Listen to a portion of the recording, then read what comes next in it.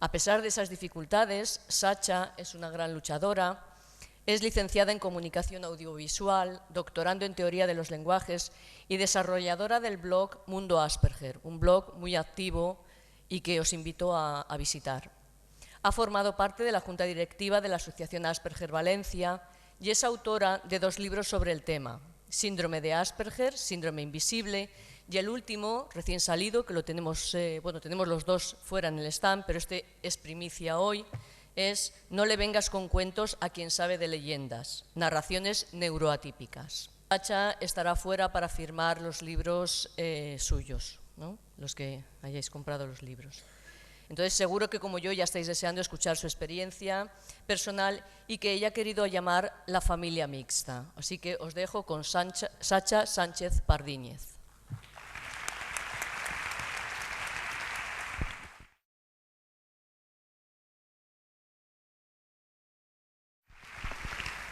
Hola, buenas tardes.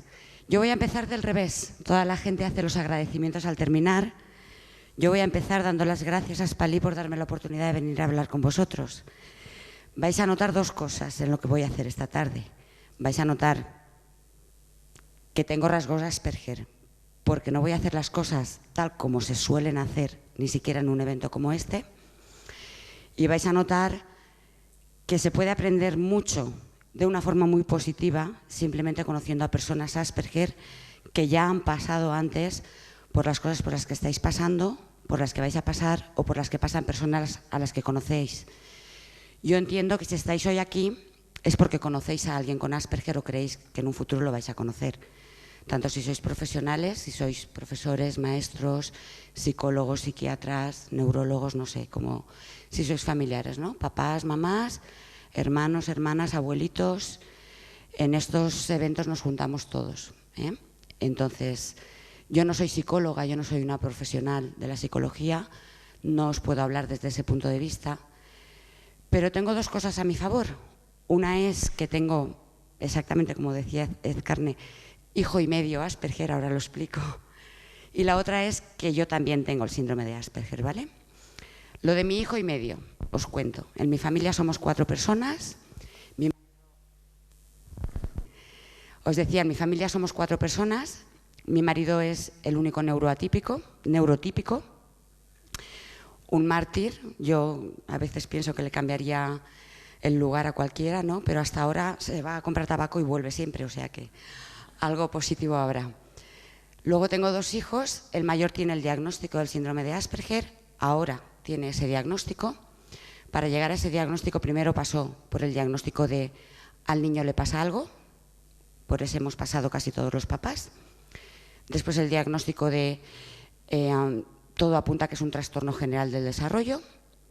Después a que dentro de los trastornos generales del desarrollo parece que será un trastorno de tipo autista. Y finalmente el síndrome de Asperger.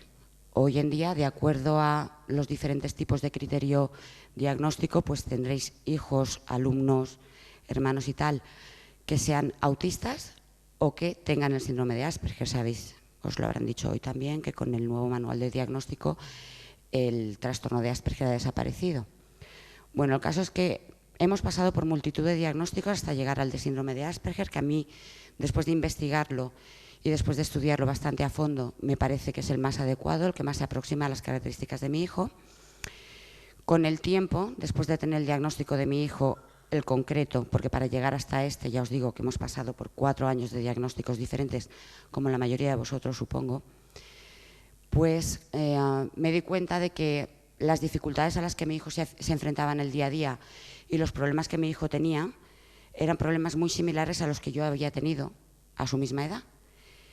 Y asocié eso y el tú eres una tía rara, que me decía todo el mundo siempre, eso lo llevo ahí, es como un tantra que me repite toda la gente constantemente, a que era posible que yo también tuviera el síndrome de Asperger. Entonces me lancé, di el paso, busqué una profesional que me hiciera el diagnóstico y efectivamente me diagnosticaron a mí también con el síndrome de Asperger.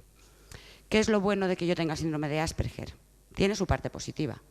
La parte positiva es que yo cuento con la ventaja de que las dificultades a las que mi hijo se enfrenta, yo las he pasado antes.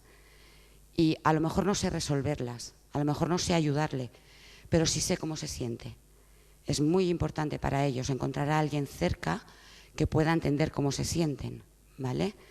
Después, que le puedas ayudar más o menos y de una forma mejor o de una forma peor, probablemente vaya muy ligado a la cantidad de profesionales que tengas cerca, a las asociaciones de las que formes parte, al círculo en el que tú te muevas. El entorno es muy importante también para que nuestros hijos salgan adelante y se desenvuelvan bien. Y luego es muy importante también porque me ayuda a mí personalmente a venir a sitios como este, a acudir a actividades como esta, a asistir a mesas informativas, a dar una visión positiva del futuro de nuestros hijos. Porque yo tengo el síndrome de Asperger y lo he tenido desde que nací, aunque no lo he sabido hasta hace muy poco. Yo no he recibido ayuda psicológica, nuestros hijos la reciben. Yo no he pasado por terapias, entonces no nos daban terapia a los niños raros y nuestros hijos sí tienen terapia. Yo no he tenido un apoyo familiar adecuado y acorde a las necesidades que yo tenía y nuestros hijos sí lo tienen. A mí en el colegio no me han ayudado a salir adelante ni académicamente ni socialmente, pero he salido adelante.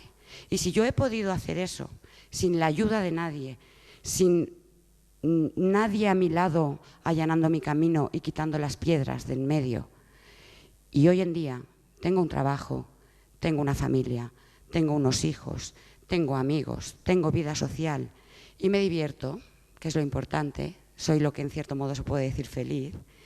Si yo he podido, nuestros hijos también van a poder. Entonces, lo que a mí más me importa de venir a eventos como este y poder dar mi testimonio es poder deciros, sobre todo a los papás y a las mamás, que seáis positivos, que no penséis que el futuro de vuestros hijos es negro, que es oscuro, que no sabéis qué va a pasar. Van a salir adelante y van a salir adelante, entre otras cosas, porque os tienen a vosotros, porque estáis aquí buscando información, intentando averiguar de qué forma ayudar a vuestros hijos, ¿vale?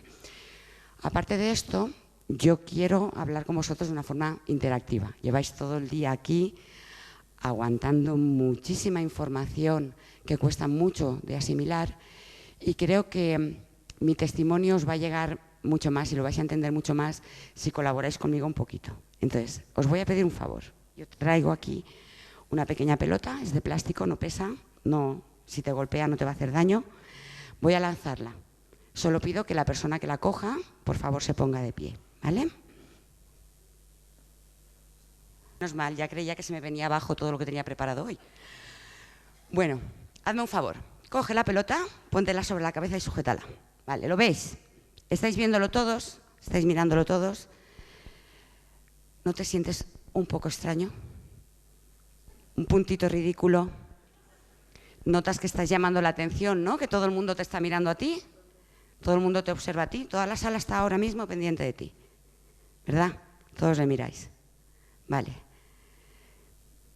Tal como se siente él, es como me siento yo, las 24 horas del día, todos los días del año, durante toda mi vida. Puedes sentarte, muchas gracias. La pelota te la regalo, para ti. Mirad, la cosa más difícil de ser Asperger es sencillamente sentir tú que estás metido en un lugar, en un espacio con un montón de gente en el que no encajas. Tú no eres igual, no eres igual, tampoco eres diferente, ¿vale? Pero no piensas igual, no asumes las cosas igual, no las sientes del mismo modo, no te afectan del mismo modo. Hay cosas que a los neurotípicos os afectan muchísimo y que a lo mejor a una persona con Asperger no le llega al alma, como os llega a vosotros. Y hay otras cosas que para vosotros son insignificantes, que a nosotros nos parten el corazón, por ejemplo, ¿vale? Entonces la dificultad está en lograr un punto de encuentro entre vuestras ideas, vuestra forma de comportaros, vuestra forma de ser, vuestra forma de relacionaros y la nuestra. Se puede hacer. Todos podemos vivir en sociedad, todos podemos relacionarnos, todos podemos llevarnos bien. Incluso se pueden producir situaciones muy divertidas, que en un momento dado son divertidas, en otros momentos pueden llegar a ser dramáticas. Ahora os daré yo unos cuantos ejemplos para que os hagáis una idea. Pero podemos estar todos juntos y podemos llevarnos muy bien y tener una vida muy agradable, los que no tenéis Asperger y los que sí que lo tenemos. Veréis, mi hijo empezó en todo este mundo con 4 años, en segundo de infantil. El primer año de infantil, su maestra nos llamó para decirnos que no le estimuláramos porque el niño en clase se aburría, porque mi hijo sabía leer y escribir, como le pasa a muchos niños con Asperger, que aprenden solos, y que en clase se aburría. Entonces, como el niño se aburría, su opción personal era la de irse a un rincón a jugar y pasar olímpicamente de la clase, de los compañeros y tal. Solo que el niño no estaba estimulado. Nosotros no lo poníamos a leer en casa, ni lo poníamos a escribir. Había aprendido solo y era lo que le gustaba. Bueno, la única opción que se nos ocurrió fue retirarle los libros, los juguetes de letras y de números, y ver si así pues se relajaba un poquito y empezaba a interactuar más con su clase, cosa que jamás ocurrió. El segundo año de infantil cambió de profesor. Mi hijo ha tenido la mala suerte de que cada año ha tenido un profesor diferente, y esa mala suerte la hemos compartido los padres porque todos los años hemos tenido que hacer esta labor informativa que hay que hacer con los tutores de nuestros hijos para explicarles: mi hijo tiene unas características especiales, hay que atenderle de esta forma igual y tal. Es agotador y lo tenemos que hacer cada año. Como él ha cambiado de profesor cada año, pues cada año hemos tenido que hacer esa labor. El segundo año, yo me encuentro un día con que me llama el profesor.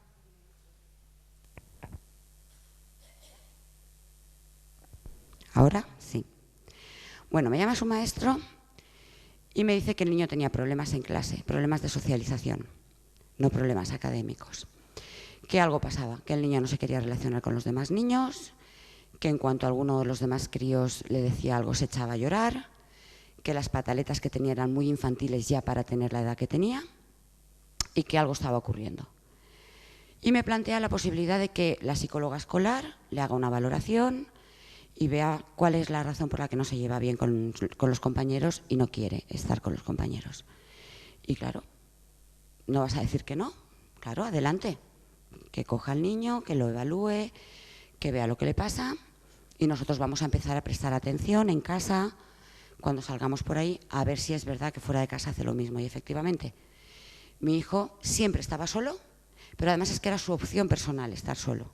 Yo me empeñaba en cogerlo de la mano, llevarlo donde estaban los demás niños, quédate aquí, juega con ellos, haz lo mismo que hacen los demás niños. Y en cuanto me daba la vuelta, mi hijo se giraba y se volvía a su rincón con lo que él había encontrado que en ese momento le interesaba y jugaba allí solo. El tema de que tenía pataletas y de que tenía reacciones demasiado infantiles para su edad a mí me cabreó, porque con un niño de 5 años valorar que tiene rabietas excesivas para su edad me parecía un atrevimiento, porque estamos hablando de niños de 5 años, son niños. Es como cuando más adelante me llegó una nota de otra profesora diciéndome sobre mi hija que no estaba quieta, que era una niña muy activa y que no paraba de moverse. Es que es una niña. No estamos en un congreso, en una conferencia, estamos en un aula escolar con niños pequeños. No puedes pretender que estén 5 horas seguidas sentados en una silla sin hacer nada. Esa parte decidí dejarla a un lado. Yo no tenía muy buena experiencia con el mundo docente y la obvié. Pero la otra parte me preocupaba, que mi hijo siempre estuviera solo y que no quisiera jamás de los jamases relacionarse con otros niños, a veces con adultos sí, pero con niños no. Esa parte me preocupaba.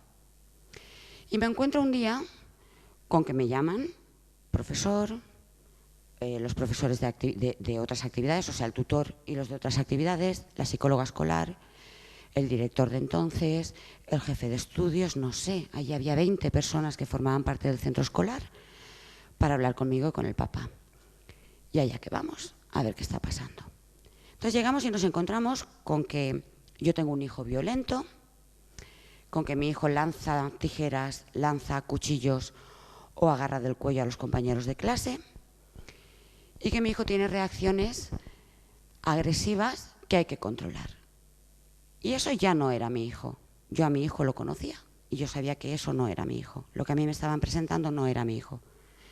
Y entonces empiezo a leer, empiezo a buscar información, empiezo a intentar averiguar por qué mi hijo tiene esas reacciones y empiezo a llevar al niño a otros psicólogos fuera del colegio para que lo evalúen, para que me digan por qué razón mi hijo se comporta con violencia en el colegio y para saber de qué forma podíamos ayudarle y que dejara de tener ese comportamiento. Durante ese proceso,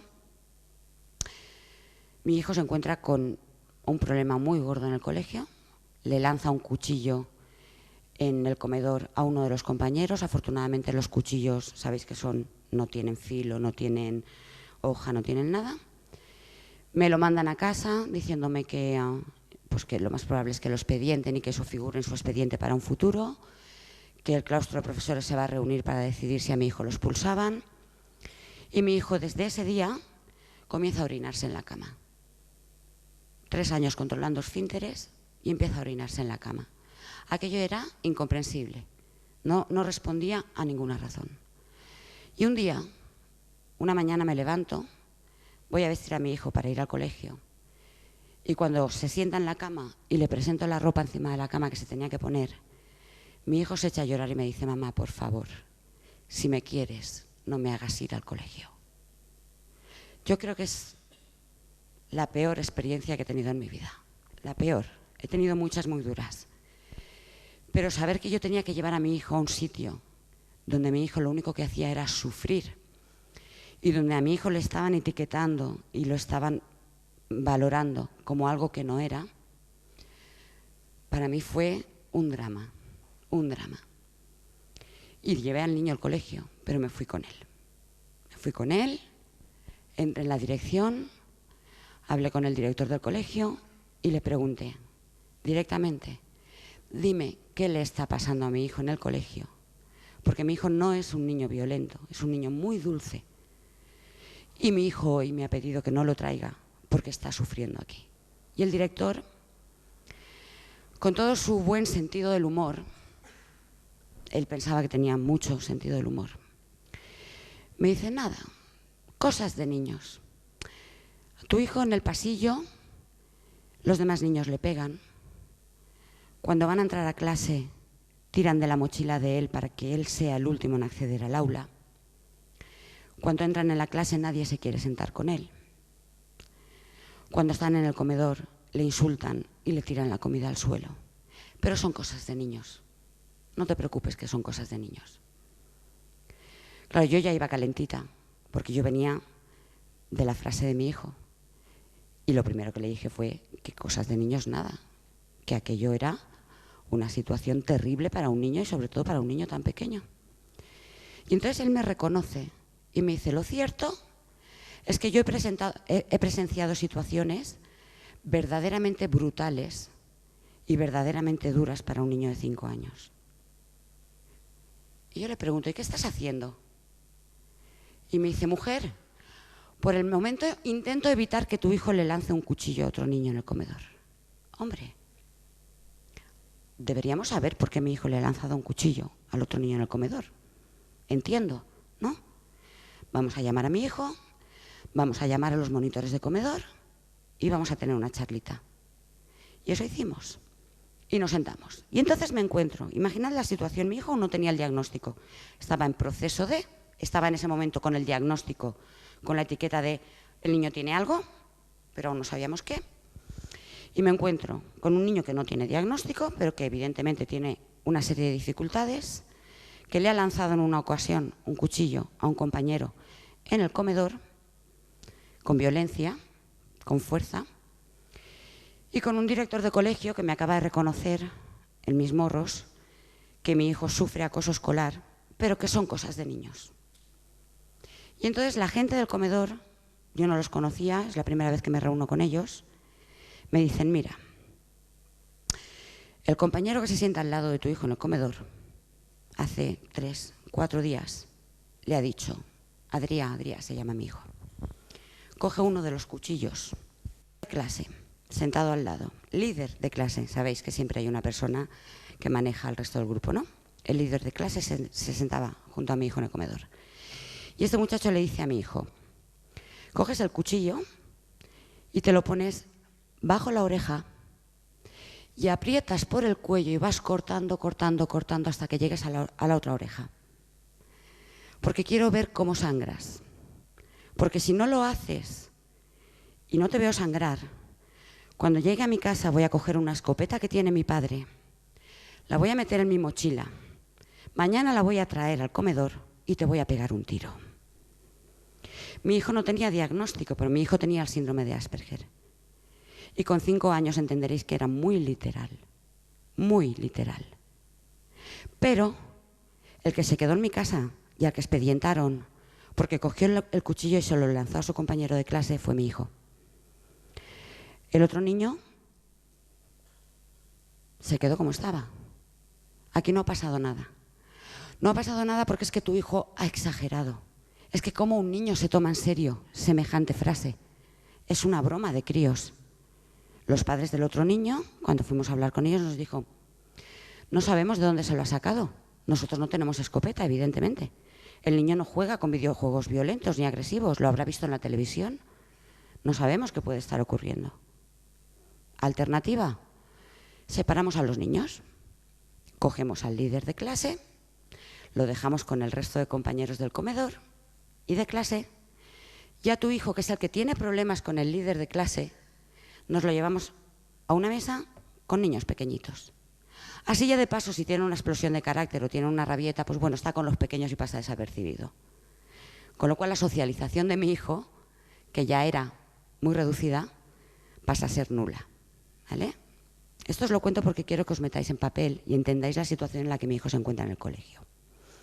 Con los años, a mi hijo han estado a punto de partirle un brazo. A mi hijo lo han tenido que escoltar de casa al autobús escolar y del autobús escolar a clase, solo que el problema lo tenía dentro del autobús escolar, porque mi hijo llegó a un momento en el que, para consolar mi angustia, luego dicen que las personas con Asperger no muestran afecto y no expresan sus sentimientos. Pues mi hijo, para mi angustia, apaciguarla, me dio la explicación de lo que él hacía en el patio del colegio, que era esconderse bajo una escalera, porque en la media hora que duraba el patio, si él estaba debajo de la escalera y no lo veía nadie, nadie le hacía nada. Y tranquila, mamá, porque nadie sabe dónde me escondo. Eso es un horror. Eso es un horror. Pero cuando vuelve a casa y te dice: mamá, es que en el patio yo me puedo esconder, pero en el autobús no puedo. Y cuando yo le digo al monitor de autobús: me están pegando, el monitor me dice: siéntate y calla.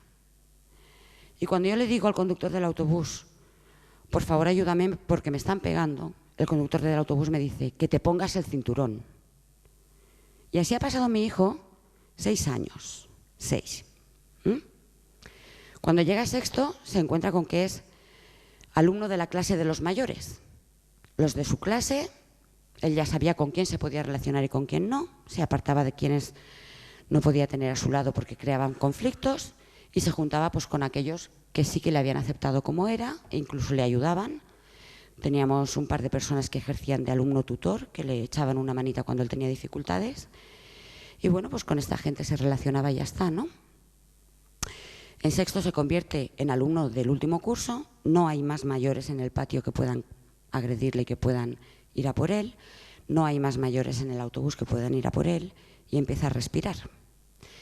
Y cuando va a hacer el cambio de sexto al instituto me encuentro con que le toca ir a un instituto en el que están escolarizados todos los alumnos que durante 6 años a mi hijo le han pegado, le han insultado, le han humillado, se han burlado de él. Y sigue en educación obligatoria. Yo no puedo decirle a mi hijo: te quedas en casa. Tienes que ir al colegio, tienes que ir al instituto. Optamos por hablar con Inspección de Educación, presentarles las quejas que teníamos por escrito, presentarles las denuncias, presentarles las cartas que a mí me había mandado el fiscal de menores. Es muy triste, porque como los que agredían a mi hijo eran menores de 14 años, la causa se archiva. Si no reinciden, no hay motivo ni siquiera para una amonestación. ¿Vale? El problema es que a mi hijo no le pegaba siempre el mismo. Es que mi hijo era el foco de las burlas del colegio. Y hoy me pega el moreno, mañana me pega el rubio y pasado me pega el pelirrojo. Y entre ellos se animaban. En el colegio de mi hijo había un juego, que era ver quién conseguía hacer primero llorar a Adrià. El primero que lo conseguía era el que ganaba. Entonces, claro, yo podía denunciar hoy a una persona, mañana a otra, pasado a otra, y así denunciar a los 480 alumnos que tenía el colegio. Y yo lo que hacía era recibir cartas del fiscal de menores diciéndome que lo lamentaban, pero que como el agresor de mi hijo era menor de edad, la causa se archivaba. Muy triste. Hasta que empecé a denunciar al colegio, porque me harté, porque no ayudaban a mi hijo, no le daban apoyo, no le asistían, y denuncié al colegio.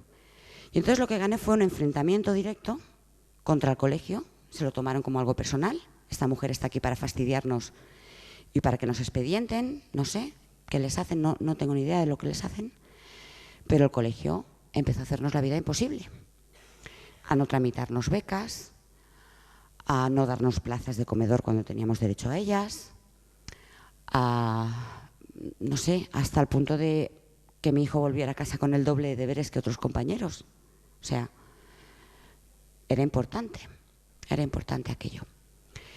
Bueno, visto el tema, yo cojo un día una carpeta con toda la documentación que yo tenía de las quejas y me voy a Inspección de Educación.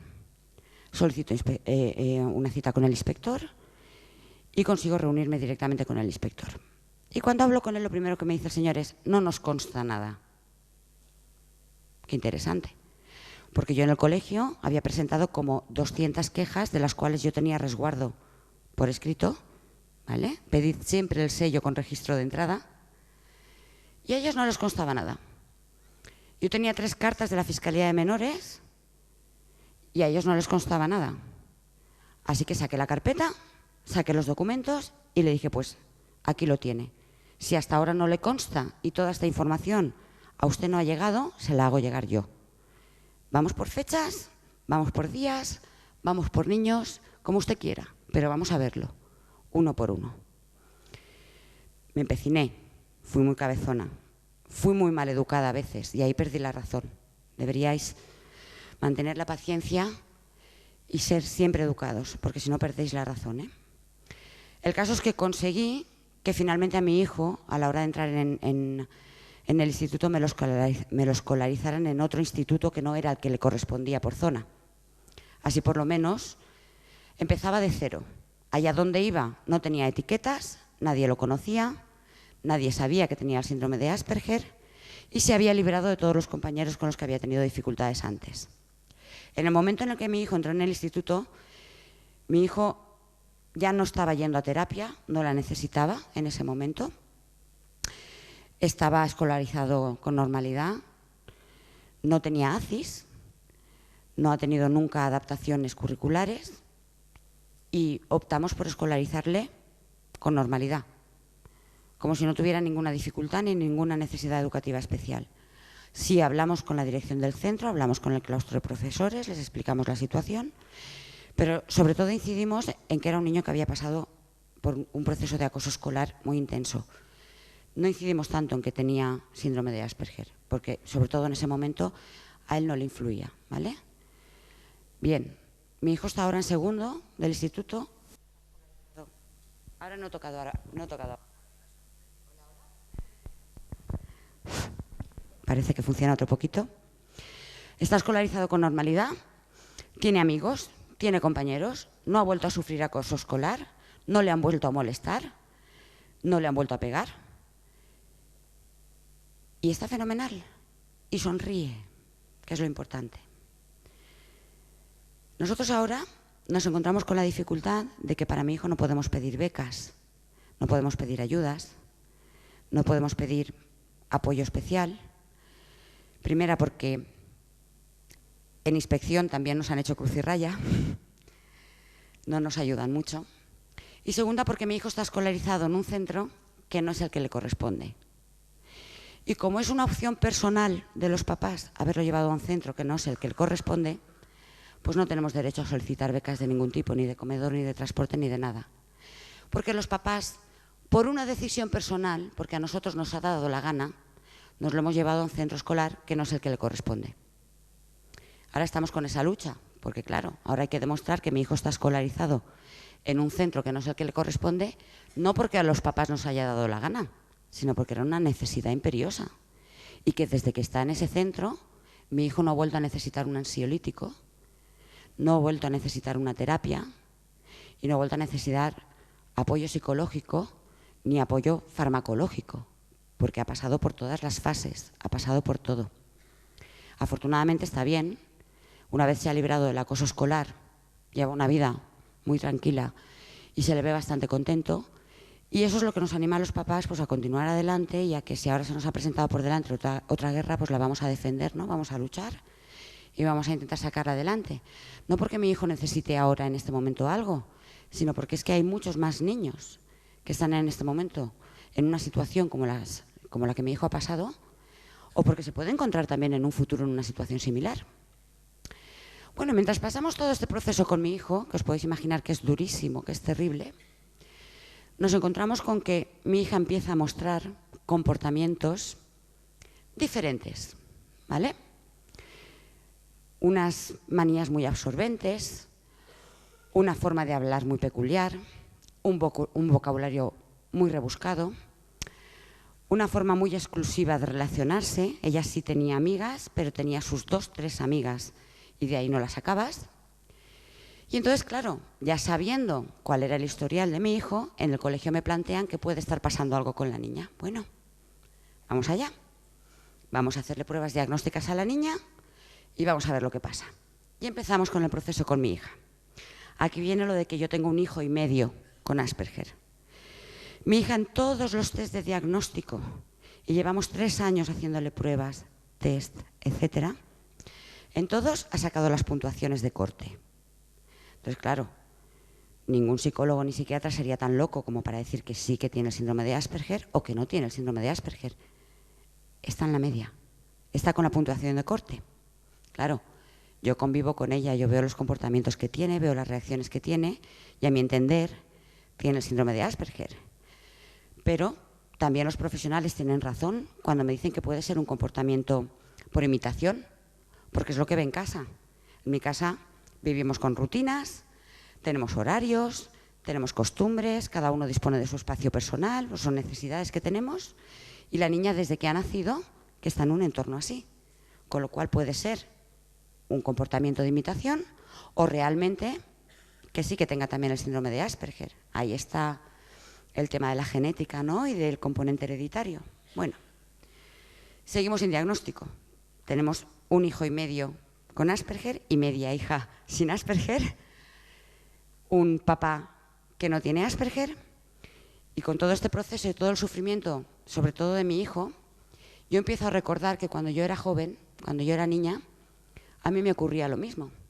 Yo pasaba las mismas situaciones que empezó a pasar mi hijo.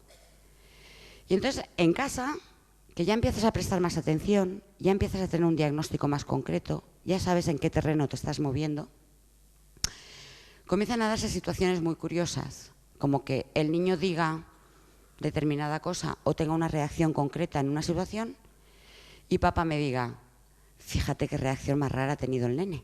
Y entonces yo responda, la normal, ¿no? La reacción esperable, no es la reacción esperable, ha sido una reacción rara. Que tú hagas una pregunta y el niño responda y la tía te diga, qué forma de responder más extraña. ¿Extraña? La normal, ¿no? Yo respondería exactamente igual y lo mismo. Y al final empiezas a atar cabos y dices, va a ser que el gen que se han quedado estos dos es el mío. Vamos a comprobarlo. Me voy a buscar una profesional, me hacen a mí las pruebas de cribado y las pruebas de cribado dicen, tú eres más Asperger que un ratón verde. Ven aquí que te hagamos todo el test de diagnóstico y lo comprobamos. Y efectivamente, con casi 40 años me dan un diagnóstico de síndrome de Asperger, con lo que yo he pasado con mi hijo. Y entonces pienso, joder, mi hijo lo ha pasado muy mal. Y realmente, papá y yo lo hemos pasado muy mal. Pero lo hemos pasado muy mal porque mi hijo sufría acoso escolar, no porque mi hijo tuviera el síndrome de Asperger. Porque mi hijo y yo, con síndrome de Asperger, tenemos sentido del humor. Os habéis reído 2 o 3 veces con las cosas que he dicho. Ahí queda la prueba. Demostramos afecto. Si no demostráramos afecto, por ejemplo, yo no hubiera emprendido la guerra que he emprendido contra el universo para ayudar a mi hijo, o mi hijo no me hubiera dicho, mamá, no te preocupes, que yo me escondo debajo de una escalera y no me ve nadie. Somos capaces de ponernos en el lugar de otro, somos capaces de entender a los demás. Y de hecho estoy convencida, de que en ocasiones sufrimos tanto que incluso somos más capaces que los neurotípicos de ponernos en el lugar del otro, porque somos capaces de entender lo que el otro puede estar sufriendo en una situación determinada. Es duro, no os voy a engañar. Es muy difícil salir adelante con un síndrome de Asperger, pero no porque tengas el síndrome de Asperger, sino porque te encuentras en situaciones en las que o eres muy resolutivo y sales adelante, pues capeando el terreno, ¿vale?, con un par de capotes, o te hundes. Con lo cual mi intención al venir hoy aquí era sobre todo que os quedara muy claro que una persona por tener el síndrome de Asperger no se va a quedar atrás, no se va a hundir, no va a ser nunca menos que son los demás. Puede ser que se quede atrás si decide no luchar, si no tiene apoyo, si nadie le ayuda, o si tiene otras dificultades añadidas. También es cierto que no es lo mismo una persona que solo tiene síndrome de Asperger que la que tiene un síndrome de Asperger con tics, con TOC, con déficit de atención, con epilepsia, ¿vale? Cada persona es un mundo, pero todas esas cosas, todas son mejorables. Todo tiene de algún modo un tratamiento terapéutico, aunque no exista la farmacología, aunque no tenga cura, todo se puede trabajar, todo puedes atenderlo gracias a profesionales. Hoy en día, además, el síndrome de Asperger, afortunadamente, cada vez lo conoce más gente y se conoce más en profundidad y se atiende a las necesidades concretas que tiene la persona con Asperger, ¿vale? No se focaliza la atención en te tengo que meter y te tengo que integrar en sociedad. No se hace lo que yo hacía con mi hijo, de cogerle de la mano y dejarlo con los otros niños y decirle, y te quedas ahí y vas a jugar con ellos, porque lo digo yo, porque a tu edad tienes que jugar con niños y te quedas ahí, juegas con niños. Se focalizan otras cosas, en por qué este niño no juega con los otros niños, en qué necesita para sentirse igual de bien que los que están jugando juntos, en cómo ayudarle a que pueda jugar con los otros y en cómo ayudarle si decide no jugar con los otros. Es una opción personal. Hay muchas personas con síndrome de Asperger que deciden no volverlo a intentar, no ser sociables, quedarse en su casa, cerrar las puertas. Hoy en día la verdad es que con la tecnología lo tenemos muy bien, porque con un perfil de Facebook y uno de Twitter tiras para adelante y te sientes como si hubieras salido, ¿no?, y estuvieras toda la vida por ahí socializándote, pero claro, es toda una farsa, es toda una farsa. En la vida real es difícil, pero no es imposible. Se puede conseguir. Se consiguen amigos, se consigue pareja, se consigue trabajo, se consigue familia, se consigue salir adelante y se consigue una buena sonrisa. Se consigue. Se puede seguir día a día sonriendo y sintiéndote bien con lo que estás haciendo.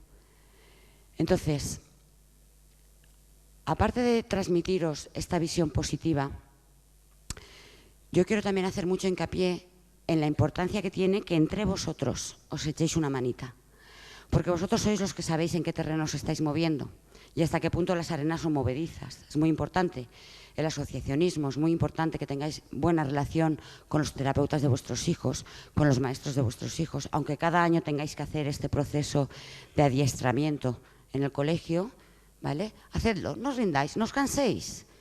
Llega un momento en el que todo es fluido, todo va rodado y todo funciona bien. Todo este proceso para salvar, para llegar a la sonrisa y para salir adelante, todas las dificultades que te encuentras para obtener un diagnóstico finalmente de síndrome de Asperger y no de algo tiene, todo el proceso y todos los derechos que vas adquiriendo conforme vas manejándote en ese proceso, yo los recogí en el libro que antes os comentaba Ed Carne, que lo podéis encontrar fuera. Es el de síndrome de Asperger, síndrome invisible. Ahora estoy como Paco Umbral, he venido a hablar de mi libro. Pues ahí, vale. Es una guía, ¿vale? Es una guía que está hecha como mamá. Yo ya os he dicho, no soy psicóloga, no soy psiquiatra, soy periodista, soy licenciada en comunicación audiovisual. Si algo se me da bien es hurgar y buscar información.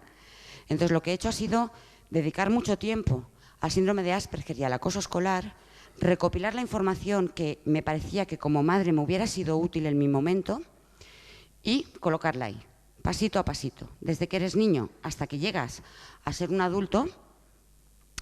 ¿Qué dificultades te puedes encontrar? ¿Dónde puedes pedir ayuda? Claro, yo no te puedo decir cómo vas a solucionar esas dificultades, pero sí te puedo decir dónde puedes encontrar ayuda, ¿vale? ¿Qué derechos tienes? ¿Qué obligaciones tienes? Que también las tienes. Y, en fin, cómo salir adelante, ¿no? Yo lo recomiendo porque está escrito de madre a madre, de madre a padre, ¿vale? No está escrito entre profesionales, es un lenguaje muy cómodo. Os vais a encontrar siempre con un montón de siglas en los diagnósticos, en los documentos que os entreguen pues los profesionales y tal. Pues entre otras cosas lo que hace aquí es explicar qué significa cada una de esas siglas, qué significa a mí. Cuando me dieron un papel en el que ponía posible TEA, yo dije, bueno, ¿y TEA qué es? Pues ahora ya sabemos que es un trastorno del espectro autista, ¿vale? Os vais a encontrar con muchas siglas a lo largo de la vida. Yo creo que las he recogido mayoritariamente, siempre se escapa alguna, pero bueno, están ahí para que sepáis lo que significan y os puede ser muy útil en todo el proceso, ¿vale? Por otro lado, también vengo a presentar otro libro, Paco Umbral 2, que acaba de salir del horno, lo hemos publicado ayer, lo hemos sacado de imprenta ayer. Es el de No le vengas con cuentos a quien sabe de leyendas. El título lo he clavado. No me podéis decir que no, porque el título lo he clavado. No me podéis venir a intentar convencerme de que algo es azul, si yo lo he vivido con mi hijo y lo medio vivo con mi hija y es verde. Podréis decir que soy una cabezona, que forma parte del síndrome de Asperger, ¿no? Es otra de las características que se supone que tenemos, que no nos bajamos del burro nunca. Somos como los de Zaragoza. Podréis decir lo que queréis, pero nosotros vemos las cosas de una forma mucho más intensa. Ni mejor ni peor, diferente, pero sobre todo muy intensa. Y eso incluye todas las facetas de la vida y todos los sentimientos de la vida. Nosotros cuando vemos violencia o sufrimos violencia, seguramente la sufrimos mucho más que los neurotípicos. Cuando amamos, probablemente amamos con muchísima más intensidad. No voy a decir más ni mejor, pero de una forma tan intensa que puede provocar incluso sensaciones desconcertantes y no sé, incluso dolor, os diría, ¿vale? Nosotros cuando comemos como los demás y donde te pongan una buena fabada, ¿no? Pues adentro. Lo que pasa es que luego explicamos las sensaciones que nos ha producido la fabada con un vocabulario rebuscadísimo, con unas frases súper complicadas y no nos molestamos simplemente en decir, estaba rica, chorizo me ha sentado, de miedo, ¿vale? Todo lo giramos mucho, a todo le damos muchas vueltas.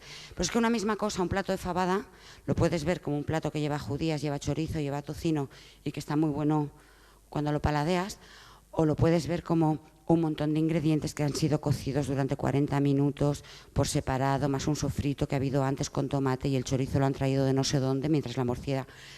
Todo lo puedes ver de dos formas diferentes, ¿vale? Yo en ese libro he escrito relatos, son cuentos, son narraciones para adultos, solo hay un par que son para niños, son para mayores, y lo que he hecho ha sido contar historias, contar situaciones de la vida, una comida en un restaurante, una cena de Nochevieja, una mala experiencia vital, un problema en el colegio, ¿vale? Situaciones cotidianas, pero descritas desde la intensidad en que yo las percibo o en la que me cuenta mi hijo que las percibe él, ¿vale?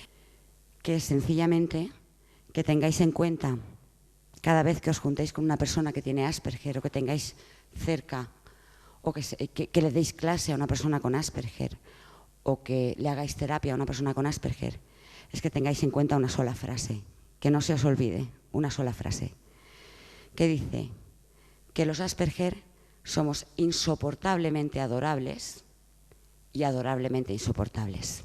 Muchas gracias.